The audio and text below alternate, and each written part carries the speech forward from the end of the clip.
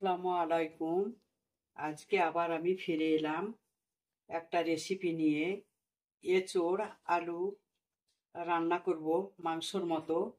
মাংসকে ফেলবে, তার জন্য আমি পেঁয়াজ বাটা নিয়েছি একটা, 1.5 চামচ হলুদ গুঁড়ো নিয়েছি, 1.5 চামচ লঙ্কা গুঁড়ো নিয়েছি, আর জিরে গোলমরিচ ধনের একটা পেস্ট করে নিয়েছি এতটা, স্বাদ মতো নুন, আদা রসুন বাটা এটাতে নিয়েছি, এতটা পেঁয়াজ কুচি নিয়েছি, একটা টমেটো কেটে নিয়েছি।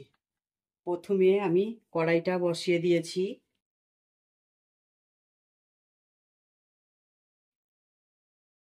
এতটা তেল দিয়ে আমি পুরোটা ভেজে নেই।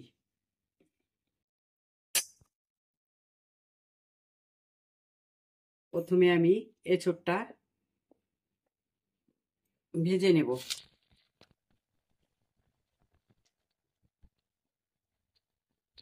সামান্য একটু হলুদ দিয়ে দিলাম।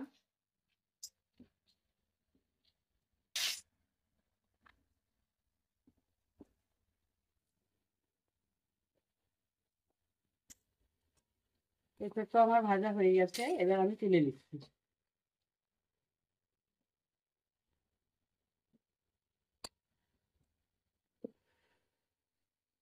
আলুটা এবার দিয়ে দিলাম ভাজার জন্য। আলুটাকে আমি ভালোভাবে ভেজে নিব। একটু হলুদ দিলাম।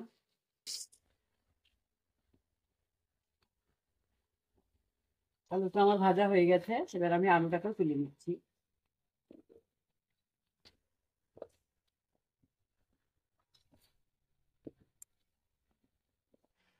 আলু আর এঁচোড়টা আমি ভেজে তুলে নিলাম।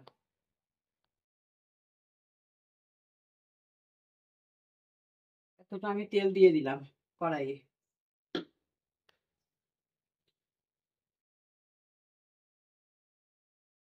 তেজপাতা আর দুটো এলাচ ফাটিয়ে আমি দিয়ে দিচ্ছি।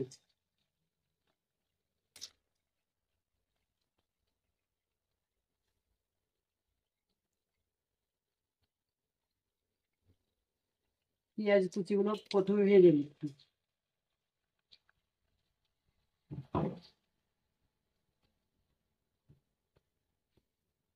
পেঁয়াজটা আমার ভাজা হয়ে গেছে, আমি এই পেঁয়াজের পেস্টটা দিয়ে দিচ্ছি এবার।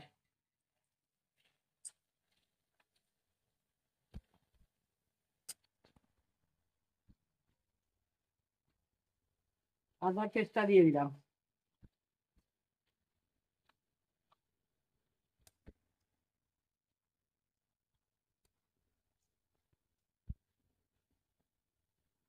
জিরে গোলমরিচ ধনিয়ার পেস্ট করে রেখেছিলাম, সেটা আমি দিয়ে দিচ্ছি।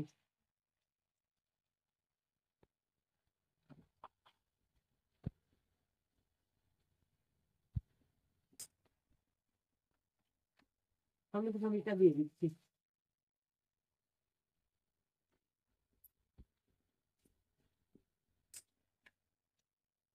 লঙ্কার পাউডারটা দিয়ে দিচ্ছি। একটু পানি দিয়ে ভালো করে আমি কষে নিচ্ছি। মশলাটা আমার কষা হয়ে গেছে, এই যে তেল ছেড়ে দিয়েছে। এবার আমি ভেজে রাখা এবার আমি ভেজে রাখা এঁচোড় আর আলুটা দিয়ে দিচ্ছি।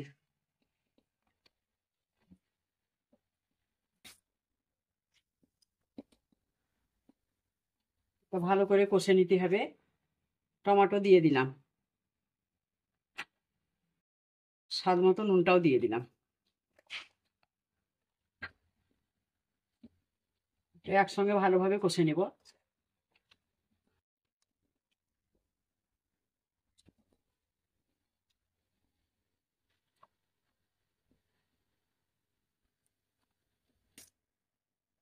এটা আমার ভালোভাবে কষা হয়ে গেছে, এবার আমি পানিটা দিয়ে দিব।